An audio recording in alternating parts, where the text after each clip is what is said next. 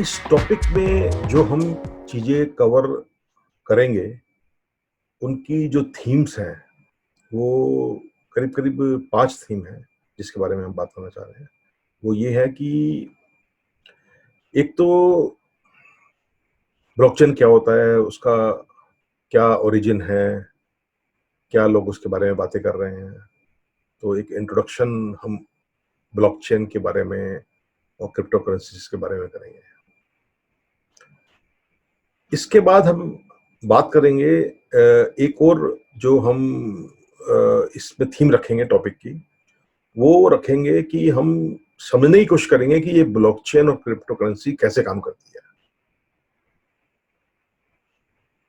और ये बात तो मैंने आपको पहले भी बताई, ये मैं कहना चाह रहा हूँ कि क्रिप्टो करेंसी और ब्लॉकचेन का अपना ऐसा नाता है चोली दामन का कि इन दोनों को आप सेपरेट आउट नहीं कर सकते। तो इसका मतलब क्या है कि इसको एक दूसरे वर्ड्स में अगर हम कहना चाहें, तो ये है कि जो क्रिप्टो करेंसीज होती हैं, वो ब्लॉकचेन की सबसे बड़ी एप्लीकेशन है। ब्लॉकचेन को क्रिएट ही किया गया था क्रिप्टो करेंसी बनाने के लिए।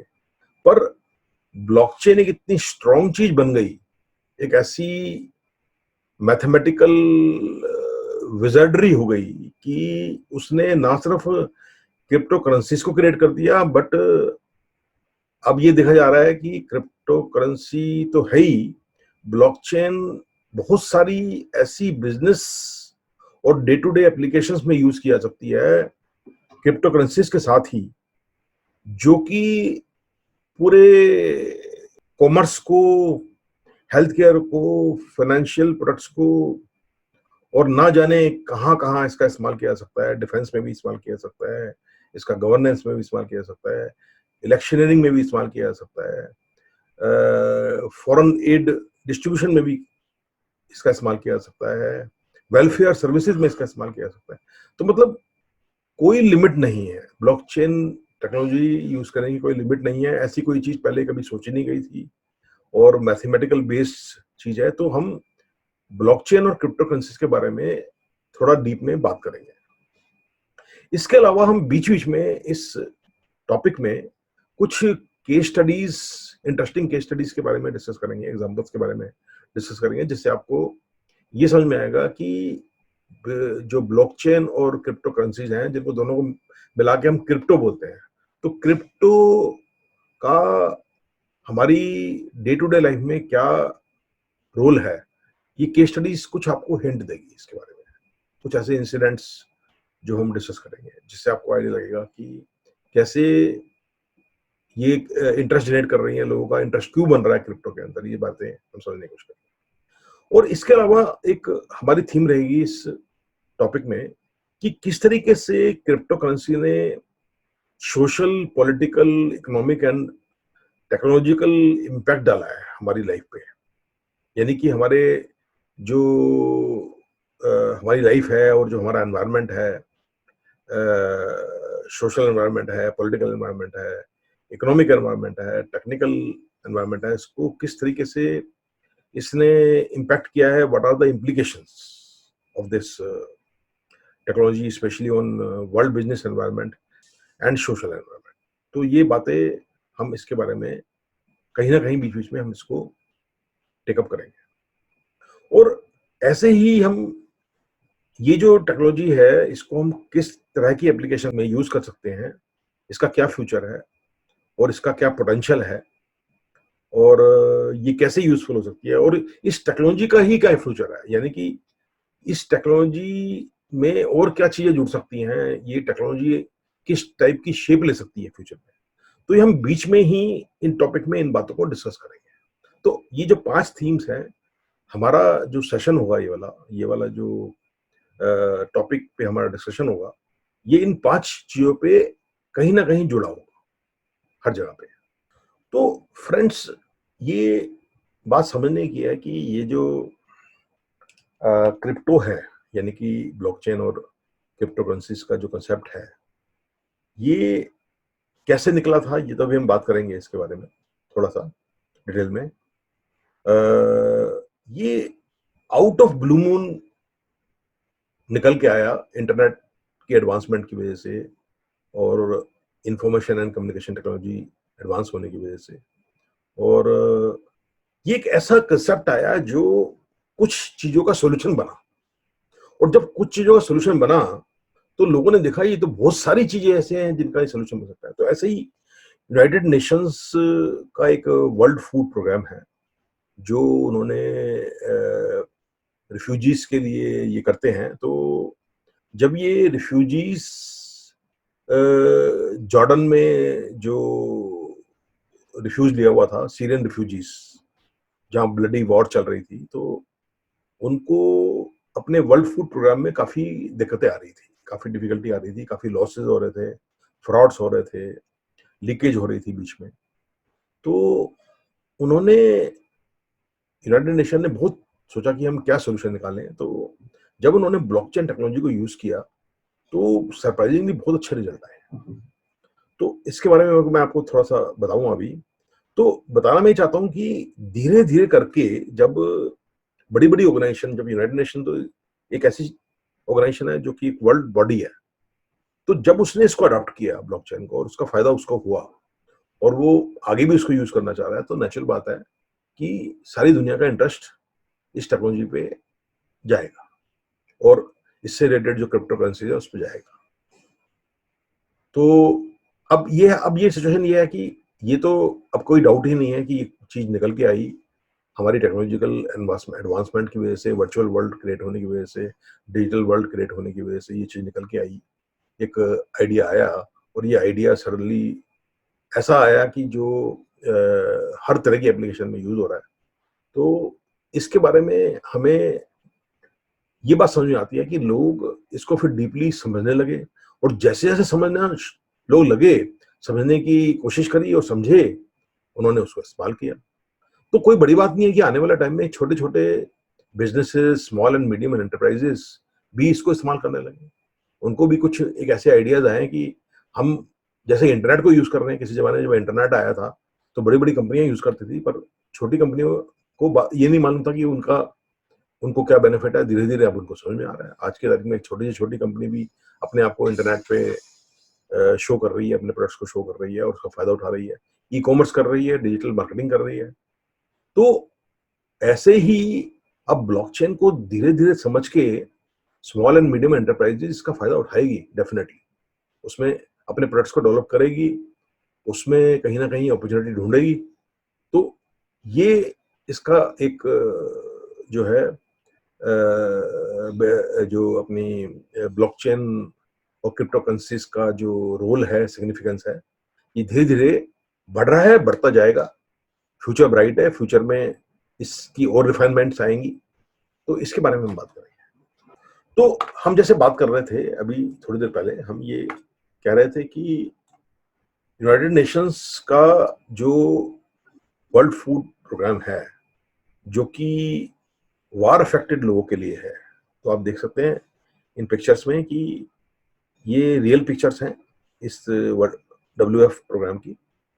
तो यूनाइटेड नेशन को 2017 में जब वो जॉर्डन में जो रिफ्यूजी कैंप्स थे, तो वर्ल्ड फूड प्रोग्राम के तहत वो उनको food, groceries and daily supplies provide करने के लिए फंड्स थे, उसको यूज करना चाह रहे थे। वो चाहते थे कि भाई ज्यादा से ज्यादा और सबको इसका बेनिफिट मिले, उसमें लॉसेस हमारे कम हो, कोई लीकेज ना हो, फ्रॉड कोई बीच में ना करे। तो ऐसा हो नहीं पा रहा था। उन्होंने देखा कि उनको बड़ी प्रॉब्लम सी आ रही थी कि काफी जबरदस्त बीच में लीकेजेस थी, लॉसेस थे, सामान टाइमली पहुंचता नहीं था पूरा का पूरा, और या रीजनेबल क्वांटिटीज में नहीं पहुंचता था, जो इंटेंडेड रेसिपिएंट्स हैं उनको नहीं पहुंच पा रहा था। और सबसे बड़ी बात है कि जो रिसोर्सेज एंड मनी जो ट्रांसफर करना चाह रहे थे लोकल बैंक पार्टनरशिप के थ्रू, उनकी ट्रांसफर कॉस्ट बहुत ज्यादा आई थी। तो मिलियंस ऑफ डॉलर्स का लॉस हो रहा था इस प्रोग्राम के अंदर, specially for providing relief in Jordan camps for Syrian refugees. तो सडनली उनको कहीं से ये आइडिया आया कि हम ब्लॉकचेन टेक्नोलॉजी को यूज करेंगे। तो उन्होंने ब्लॉकचेन और क्रिप्टो करेंसी दोनों को यूज किया। Crypto currencies of course blockchain के साथ जुड़ी है, तो उन्होंने उसको यूज करके पैसे को ट्रांसफर किया क्रिप्टोज में।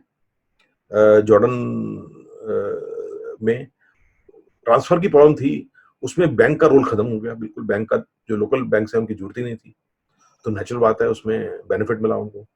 और सबसे बड़ी इंपॉर्टेंट बात जो है, आपने ब्लॉकचेन में अगर सारे रिफ्यूजीज का डाटा फीड करना शुरू कर दिया, जिसको आप टेम्पर नहीं कर सकते, अब जिसको आप टेम्पर नहीं कर पाओगे तो फ्रॉड के चांसेस खत्म हो जाएंगे। और सब कुछ डिजिटल है, सबको मॉनिटर करना बड़ा आसान है, तो कोई भी अल्टीरियर मोटिव, उसमें कोई भी मैनिपुलेशन नहीं कर सकता ब्लॉकचेन के अंतर्गत जो डाटाबेस बना रहे हो आप। और अब ये देखिए, इसमें पिक्चर में भी दिखाया गया कि एक आइरिस स्कैनर दिखाया गया है। तो जितने रिफ्यूजीज हैं उनकी जो है आई स्कैन सारी ब्लॉकचेन पे उन्होंने डाल दी, और किसी चीज की जरूरत नहीं थी उनको। तो अब कोई भी रिफ्यूजी जो वहां पे सुपर स्टोर्स उन्होंने बनाए थे फूड, ग्रोसरी और डेली यूज के आइटम्स के लिए, वहां पे कोई भी रिफ्यूजी जाके और इस आइरिस स्कैनर से उसकी आइडेंटिटी चेक हो जाएगी, और उसका सामान, उसका जो जितना भी कोटा है डेली का, वो अपना सामान ले लेता है। और जो सामान लेता है ऑटोमेटिकली जो मनी अवेलेबल है क्रिप्टो करेंसीज में, और जो स्टोर्स हैं उनको कूपन क्रिएट हो जाते हैं उससे क्रिप्टो करेंसीज में, वो कूपन को उसको रिडीम कर लेते हैं ऑटोमेटिकली उस मनी के थ्रू। तो जो है उसको फिएट करेंसी में कन्वर्ट करना बड़ा आसान है, क्योंकि मनी इज ऑलरेडी देयर। तो ये जो इन्होंने अडॉप्ट किया, यूनाइटेड नेशन ने suddenly out of blue moon ये आइडिया आया, और ये यूज किया, पहली बार यूज किया 2017 में। और जो मिलियंस ऑफ डॉलर्स का जो लॉस हो रहा था, जिससे कई हजार hundred and thousands of meals can be created extra, तो वो कर पाए जब उसको बचाया। तो उन्होंने देखा कि मनी ट्रांजैक्शन जो कॉस्ट थी वो ऑलमोस्ट 97% सेविंग हो गई उसमें, यानी कि जो उसकी जो कॉस्ट थी ट्रांसफर करने की, उसमें 97% की सेविंग। ब्लॉकचेन टेक्नोलॉजी की वजह से फ्रॉड स्टॉप हो गया। और सबसे बड़ी बात है कि ये जो डिस्ट्रीब्यूशन का जो प्रोसेस है, जैसे मैंने बताया आइरिस स्कैनर से आपने स्कैन कर दिया, उसके बाद आपको कुछ जरूरत नहीं कुछ करने, तो ये ऑटोमेटिकली आइडेंटिटी आपकी ब्लॉकचेन के अंदर फीड है, उसको मॉडिफाई नहीं कर सकते, मैनिपुलेट नहीं कर सकते, कुछ नहीं कर सकते आप। तो एक बार जो फीड हो गया वो हो गया ब्लॉकचेन। तो यानी कि जो डिस्ट्रीब्यूशन प्रोसेस है under world food programme of united nation, वो सिंप्लीफाई हो गया प्रोसीजर, और एवरीबडी इज सेटिस्फाइड, रिफ्यूजीज भी सेटिस्फाइड।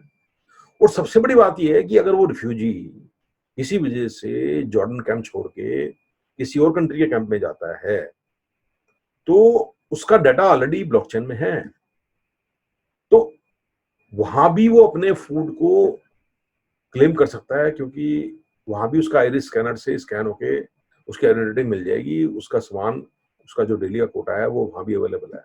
किसी भी WFP प्रोग्राम के अंडर में कहीं भी किसी भी कंट्री में, आसपास की कंट्री में, जहां पे पॉसिबली रिफ्यूजी किसी मजबूरी की वजह से शिफ्ट करना पड़ता है, तो वो कर सकते थे।